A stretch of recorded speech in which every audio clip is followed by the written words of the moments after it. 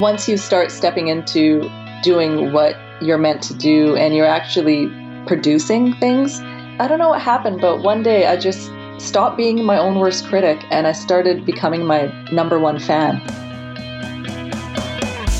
Welcome to Career Relaunch, the podcast focused on helping you overcome the challenges of making a major career change.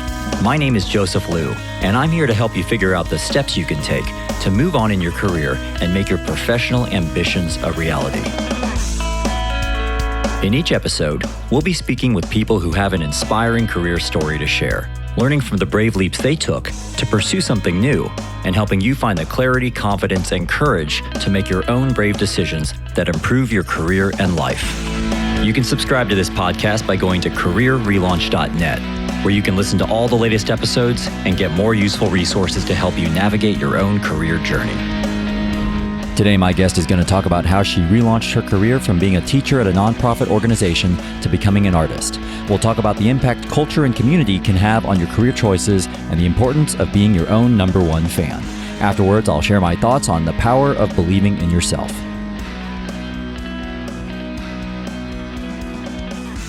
Now, before we start with today's interview, I wanted to let you know I'm launching my very first online course on Udemy called How to Build a Strong Personal Brand to Land Your Next Dream Role. Now, if you're not familiar with personal branding can help you stand out to hiring managers, land that next promotion, or reach more of your ideal clients. And I created this course because I've seen how strong personal branding can make a difference when you're relaunching your career. I've seen it in my own life. I've seen it with my clients. So I've taken the techniques I share with my private clients and from the live personal branding workshops I host and packaged them into an online 90-minute course you can run through at your own pace. By the end of the course, you'll be able to use a simple framework to build your own unique personal brand, create a clear summary of your professional strengths in a way that's authentic and not too self-promotional, and use social media to reinforce what makes you unique, especially when you're job hunting. The course is $200, but I've created a special launch deal for my podcast listeners where you can get the course for $29 if you're one of the first 50 listeners who sign up before June 30th. I'd really love for you to try the course, and I also genuinely believe you'll find it useful to your career. All you have to do to sign up and get the discount is go to careerrelaunch.net/personalbrandcourse before June 30th when this offer ends, and you'll get the course for $29 instead of $200. If you do find it useful, I'd really appreciate you taking 2 minutes to share a positive review for my course on Udemy. This is my very first course I'm hosting on Udemy, and especially during this launch period, your feedback is going to really help my course reach more people, grow our community, and allow me to create more helpful career courses for you in the future. You can leave your review right there on the course landing page after you join. Again, that's careerrelaunch.net/personalbrandcourse. If you have any questions about the course, feel free to email me anytime at joseph@careerrelaunch.net. Okay, on to today's interview. My guest on today's show is Sandeep Johal, an artist, educator, and workshop facilitator who recently made the jump from a stable full-time teaching career at a not-for-profit to a career in the arts. The birth of her son prompted her to reevaluate her career choices and push through the fear to create the life she wanted. And the way she put it to me, her days are now spent taking care of her son, and her nights are spent making art. Now, Sandeep is someone I really enjoy talking to because she has such a unique background, having spent time working with immigrants and refugees, and now she creates art as a vehicle not only to feed her passions, but also to create some positive impact in society. She spoke with me from Vancouver, Canada. Okay, Sandeep, good morning, and thanks so much for joining me here on Career Relaunch. I'm very excited to talk to you, and I'm also excited because you're calling in from one of my favorite cities in the world, which is Vancouver. So thanks so much for taking time to speak with us today. Well, thanks so much for having me, and Vancouver's been raining for 2 months straight, so... Oh no. Well, it's also raining over here, so that makes two of us. So...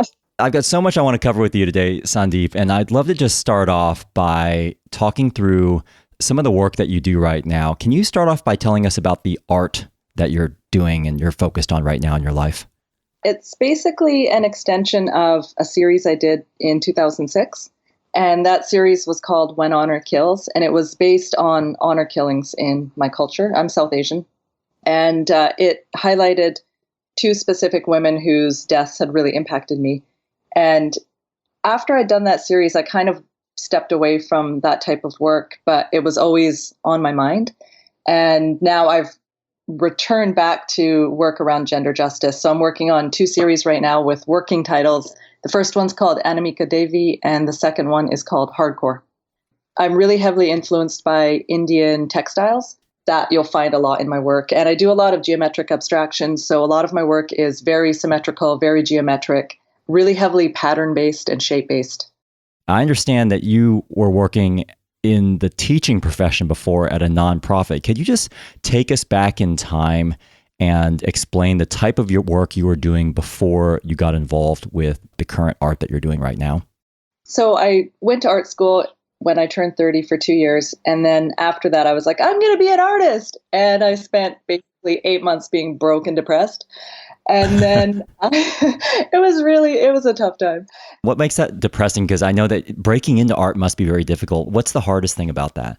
I think it's that expectation that you're just going to have all of these ideas and you're going to be able to execute them and you're going to get yourself out there when really you're so exhausted from having been doing art 40 to 60 hours a week for 2 years.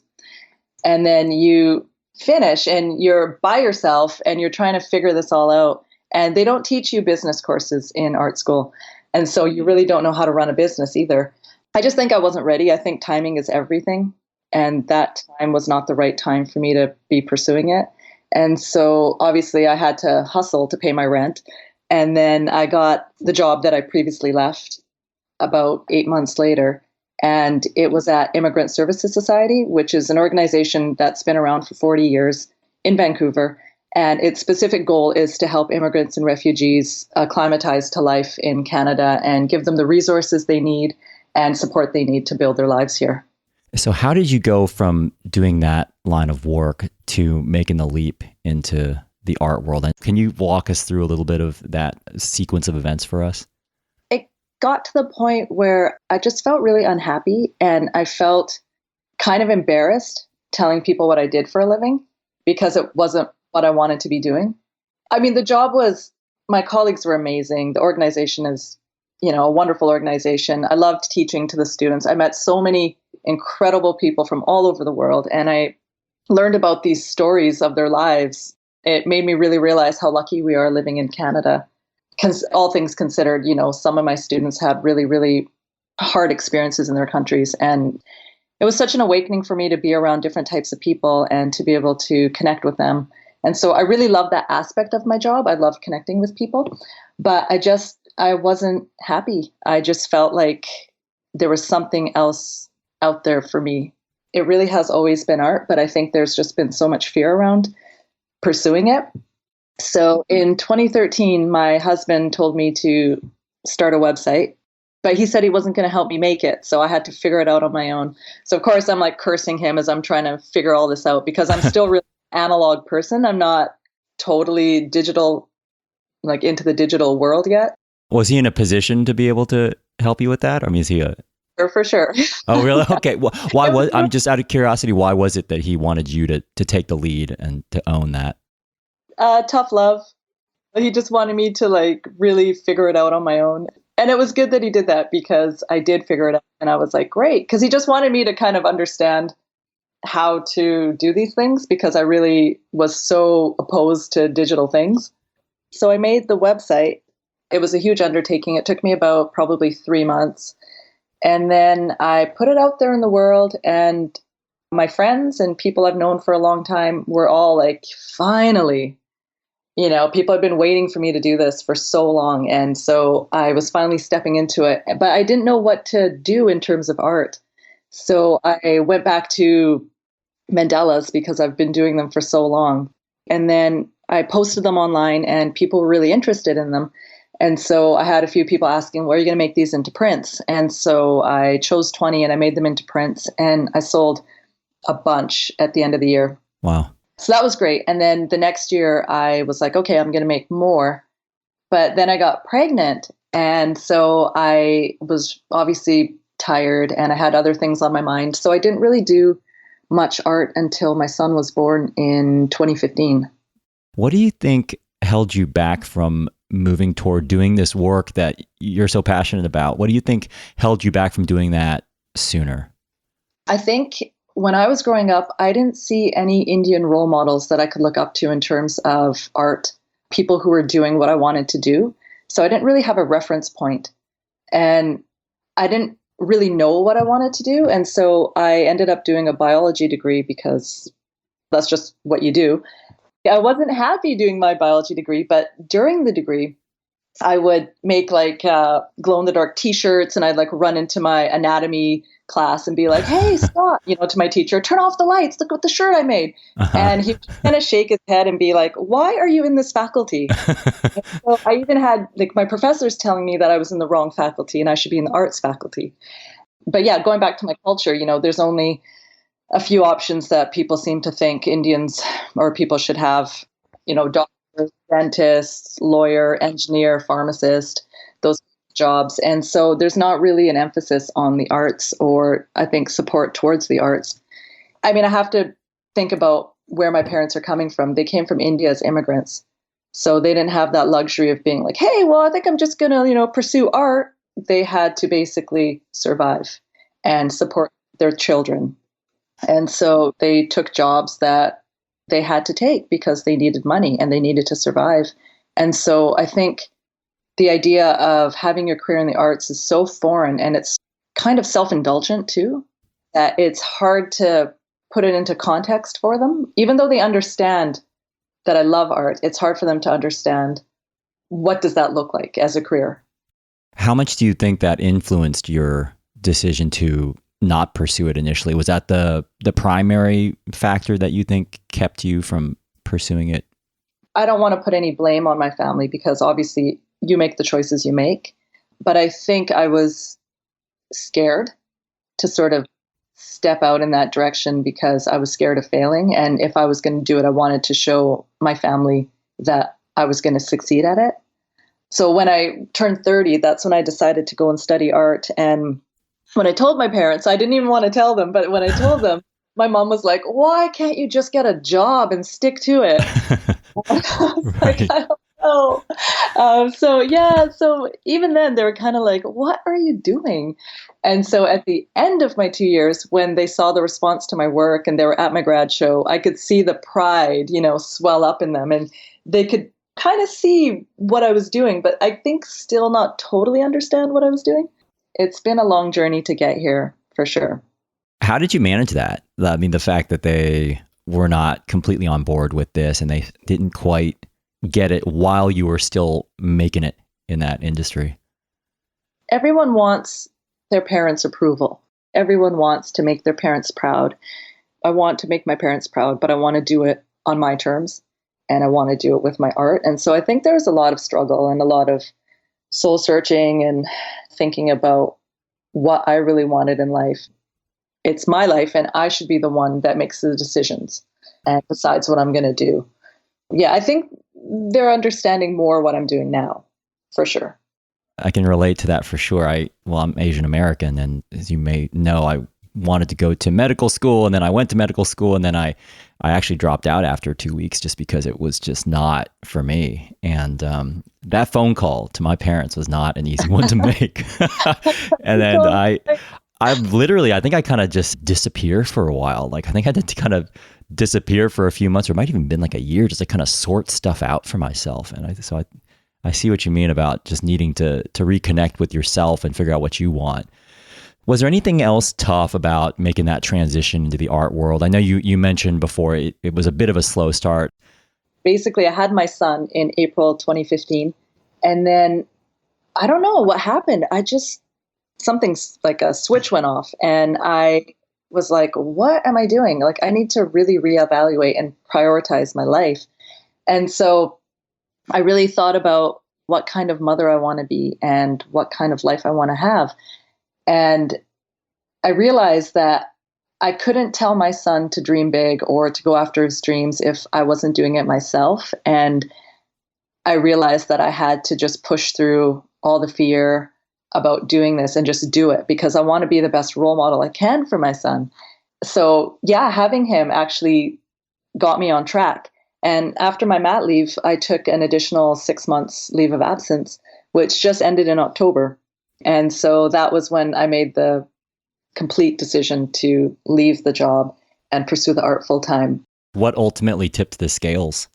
In May, I joined a studio run by women for women, and it's female artists for female artists. And it's called Thrive Art Studios. So it's also just been open for about a year, just over a year.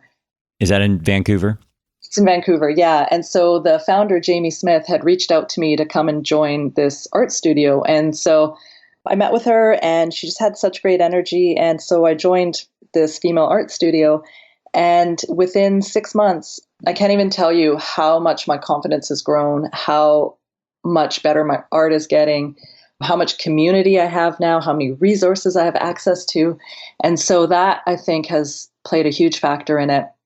I also, through Thrive Art Studio, I have an art consultant, Penny Lane Shen. And so I've had 2 consults with her, and she basically has helped me redefine my vision and cut away all the sort of fluff and move in the direction that I want to move, but in a more clarified way. I guess I realized that you need to connect with people. I didn't know how to get out there and connect with the arts community. I didn't know what to do. And so this studio just came along at the right time. And it's all about collaboration over competition. And so it's a really supportive environment. I realized too that you have to invest in yourself financially as well, and reach out to people to help and find mentors, find people who have more experience than you that can direct you in ways that you can't direct yourself. What do you think kept you from trying to create a community around the work that you're doing, or find a community? I know one of the things you mentioned was you weren't aware of it, but was there anything else that kept you from wanting to surround yourself with other people? Just struggling with all those feelings of being a mom and having this little child that's yours, and you have to try and figure them out, and you're exhausted.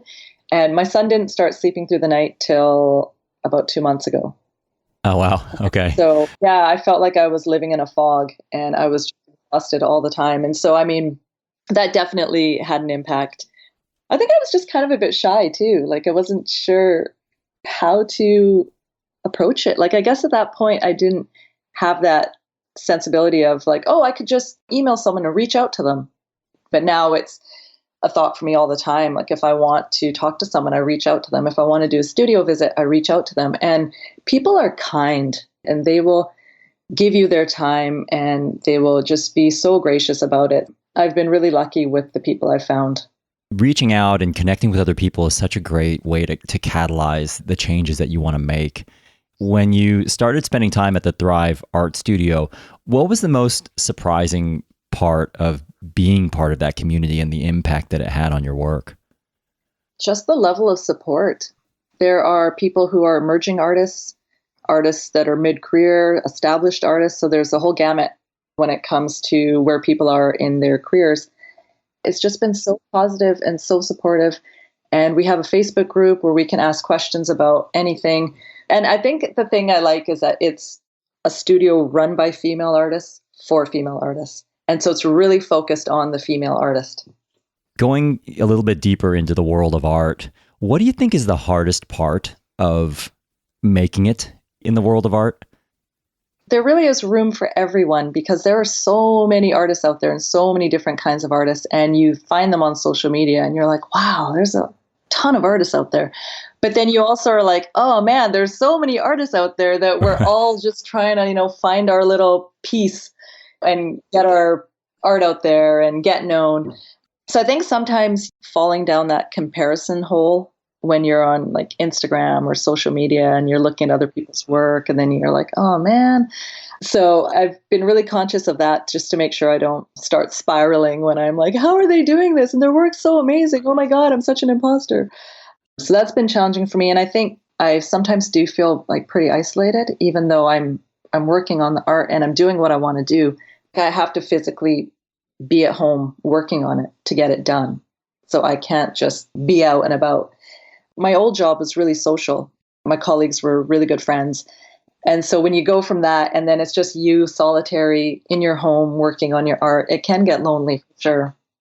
You'd mentioned something about comparison and the imposter syndrome. Do you have any tips on how to stop being critical of yourself. Because I like that's something that I do a lot. I'm quite self-critical. I can't help but compare my progress with somebody else's progress in the same shoes. Any thoughts on how you deal with that or how you have dealt with that's worked for you?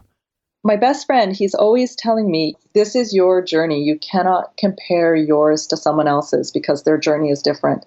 And I think keeping that in mind, we're all here doing different things. We have different lives. We have different experiences. And honestly, you can't compare yourself to other people because they're coming from a totally different place than you are. And you all have different things to learn. What happened with me was I didn't ever want to call myself an artist because I felt like I didn't have any art to show. And so if someone's like, oh, so, what do you do? And I'm like, oh, I'm an artist. Oh, where can I see your work? Nowhere.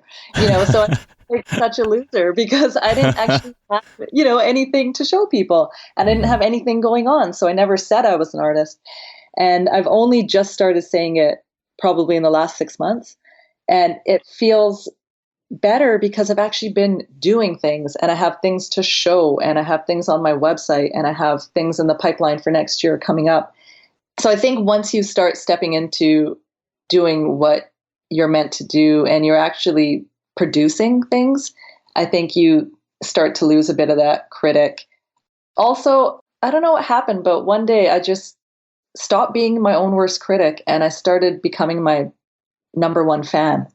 And everything changed. I think it's because I started doing art every day. So instead of just sitting there worrying about like, oh, what should I draw? What should I paint? What should I do?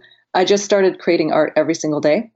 And then I saw how one project would lead into the next project, which would lead into the next project, and how my art would slowly evolve and change the more I made it.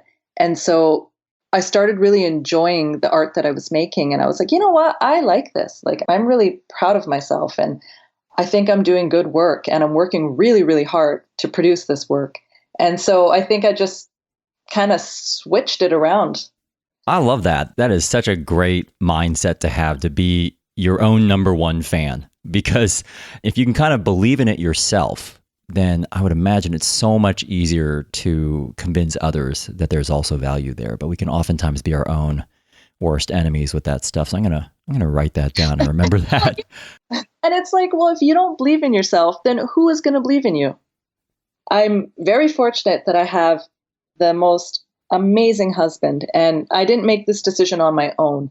He basically helped me work through all of this. And when it was time for me to decide whether I should leave my job or not, I had told him, like, look, I'll go back to work. I will do whatever we need to do. And he basically said, look, I would feel better if you were at home with our son. And I think you should pursue your art full time.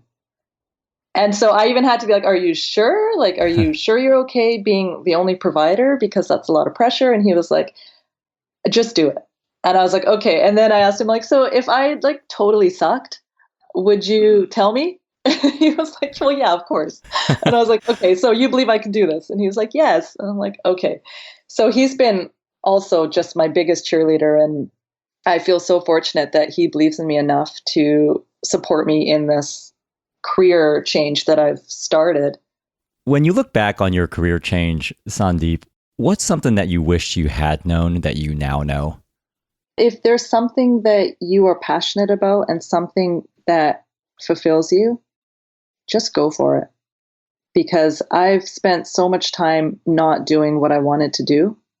And I felt so unhappy at so many points in my life because I wasn't doing it. Just go for it. Because if you don't do it, you don't know what's going to happen.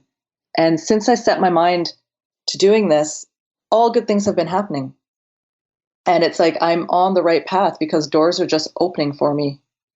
I feel like if you have a passion, you have to follow it. And also, you have to create your own opportunities. So that's another thing I didn't really realize. Because I'd always be like, well, how do all these people do all these things? It's because you actually have to find the opportunities and reach out to people and create them. And so now I've been doing that and I'm getting a better understanding of what's required to, move forward in your career, which has been really awesome. I think also investing in yourself financially, like I have the art consultant and I pay her to come and help me manage what I'm doing. I'm part of the art studio.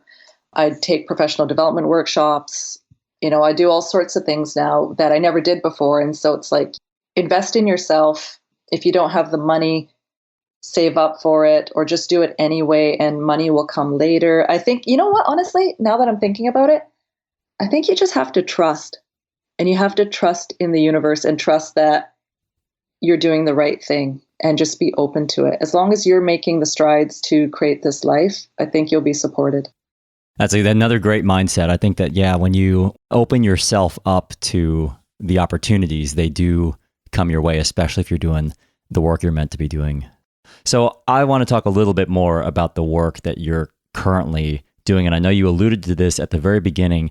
Can you just describe to us in a little bit more detail the work you're doing on those 2 gender justice series? So the first one, I read a book a few years back called The Selector of Souls by Shaughnessy Baldwin. I love Indian writers. They just express the most grim situations in the most beautiful ways. So in the book, there's a goddess called Anamika Devi. Her form is a clay pot. And so this woman has this divine intervention, and she's been told that they have to give Anamika Devi a bodily form now. And so her and some of the women from the village sneak off into the cave where the clay pot is, and they have this conversation where they're trying to decide what she should look like. And I always had this idea of what would I interpret her bodily form as. And so I did a 12-inch by 12-inch painting for a show recently, and I did my own take on it. And then I decided to do some drawing studies because I was going to do 5 more of those tiny paintings. And as I was doing my drawing studies, the first one that I did was around the time that an international student from Japan was missing and then found murdered in Vancouver. And it really hit me close to home because I worked in that industry for so long, and I had a lot of students from Japan, and it could have been one of my students. And it was really heartbreaking. And so while I was drawing this first study, I dedicated it to her, and I posted it on Instagram and, said in dedication to her name and, rest in power. And then I decided for each drawing that I was going to do, I would dedicate it to a woman whose murder has impacted me really deeply. So now I'm actually going to be doing a solo show next year based on them, which is amazing. So that's one of them. And then the other one is the flip side of that, where I'm looking at, it's called hardcore. So, but the core is Kaur, which is a traditional Sikh woman middle name. And I'm basically highlighting women from India that I think have achieved really remarkable things despite all of the obstacles that are in place for women in India. There was one woman who was the first Indian female amputee to climb Mount Everest. Oh, wow. Yeah, and there's, some rebels and some vigilantes and some scholars and activists and all types of women. And one of the women was actually, there's a documentary out about her right now called Driving with Selvi. And she is the first woman in South India to become a taxi driver. I drew her, and then I tagged them in it, and I asked the filmmaker if I could send Selvi a copy of the drawing, and she's like, yeah, I showed it to her, and she'd be so happy to receive one. And so I love that idea of connecting with the real women who I'm drawing and sending them a copy of the art. I just have nothing but respect for all of these women, and if I can, give them a piece of art to reflect that, then I'm so happy to do that. Wow, very cool. Well, that is so interesting to hear about, Sandeep. And I think it's amazing that you're doing this art that is just very empowering and capturing the extraordinary and the ordinary in these women. And so I think that's so cool. Well, thank you so much for taking the time to walk us through your career and to explain the cultural barriers that you broke through and the impact of becoming a parent on your career and the importance of connecting with people, and also that idea of just making sure that you believe in yourself, and when you're your number one fan, how much of a positive impact that can have on your own career. So thank you for your time today, and congratulations on your upcoming art series too. Thank you. And I just want my parents to know I love you, Mom and Dad. I don't want them to think, that they did anything to prevent me from doing my art. They're great. Good. Always good to give a shout out to the parents. Yeah, totally. Great. Now, finally, if our listeners want to check out your art or if they want to follow you, where's the best place they can go to find you? Yeah, so you can go to my website. It's www.sandeepjohal.com, and that's SandeepJohal. I'm also on Instagram. I post a lot of stuff on Instagram, process shots, finished pieces, things like that. And on Instagram, I'm Sandeep Johal Art. And also on Facebook, I'm Sandeep Johal Art. Thank you so much for your time today, Sandeep. Really appreciate you sharing your story with us. Thank you so much, Joseph. So I hope you enjoyed hearing Sandeep's thoughts on her life as an artist, how to avoid the downward spiral of comparison, and the importance of being your own number one fan. Now it's time to wrap up with today's Mental Fuel, where I'm going to talk about the balance between being your own worst critic and your own biggest cheerleader. Thanks to General Assembly for supporting this episode of Career Relaunch. General Assembly is a pioneer in education and career transformation, specializing in today's most in-demand skills. A leading source for training, staffing, and career transitions, they foster a flourishing community of professionals pursuing careers they love. Visit ga.co to learn how General Assembly can boost your career and use promo code RELAUNCH for 20% off your first class or workshop. This is the part of the show called Mental Fuel, where I finish the show with a few of my own closing thoughts on today's conversation and wrap up with a simple challenge to help you move forward in your own career. So for today's Mental Fuel, I want to pick up on one of the mindsets Sandeep shared with us about being your own number one fan. And the reason why is because this is something I actually struggle with myself, and because I've also seen how believing in myself can have a concrete impact on my results. So one of the things I struggle with the most as a solopreneur, or even during those times when I've stepped off the beaten path of a traditional career, is self-critique. 2 weeks ago, I was giving a talk about career change in San Francisco, and someone in the audience asked me what I found to be the biggest challenge of running my own business. I immediately said being overly critical of myself, which I think is due in part to unproductive comparison, something Sandeep also referenced. For me, this comes from one of two places. First, comparison to the high and sometimes unrealistic standards I set for myself. And second, comparison to what I've seen other people achieve, either in similar situations or even in completely unrelated situations. So, for example, I give a lot of public talks and workshops, and I generally walk away from those talks feeling like I could have done a better job. No matter how much positive feedback I get afterwards, my tendency is to feel like it wasn't good enough. Or I'll compare myself to others. Like I'll see that LinkedIn update feed where so-and-so has gotten promoted, or one of the people I follow has just crossed a big milestone I feel I should have crossed by now. And I can't help but think, am I moving fast enough, achieving enough, earning enough, progressing enough?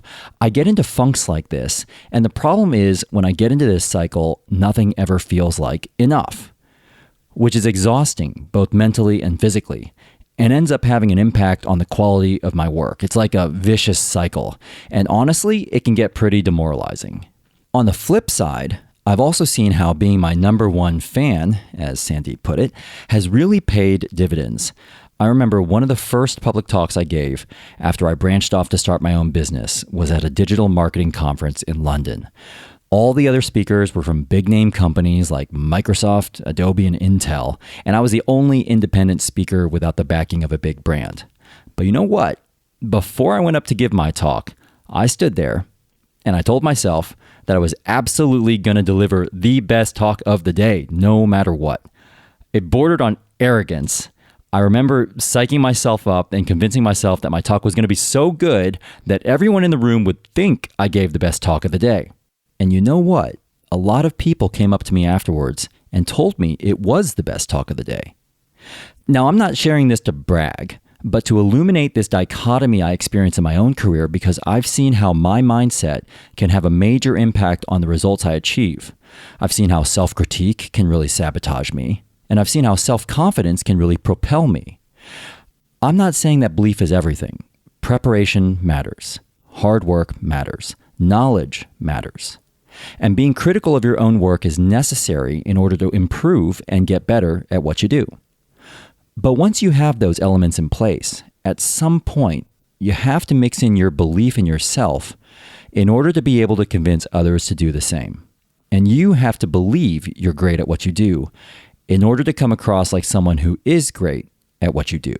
This leads me to a quote from Tony Robbins from his book, Awaken the Giant Within, which you might remember from episode 18. I said I would read by episode 21. And he said, if you develop the absolute sense of certainty that powerful beliefs provide, then you can get yourself to accomplish virtually anything, including those things that other people are certain are impossible. So my challenge to you is to pick one element of your work where you're constantly critiquing yourself and spend the next week being a little less critical. What's one aspect of your work where you've been your own worst critic, where it's about time you gave yourself a bit more credit? Now, I actually went ahead and tried this myself with my public speaking skills when I gave my talk in San Francisco earlier this month.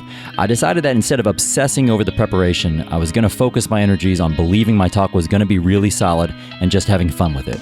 And you know what? Things went just fine. So I'd love to hear which area of your career or life you're going to start becoming your own number one fan. Share your thoughts with the Career Relaunch community on our Facebook page at facebook.com/careerrelaunch. You can also find a full recap of today's episode or leave me a comment or voicemail with your thoughts at careerrelaunch.net/episode 20.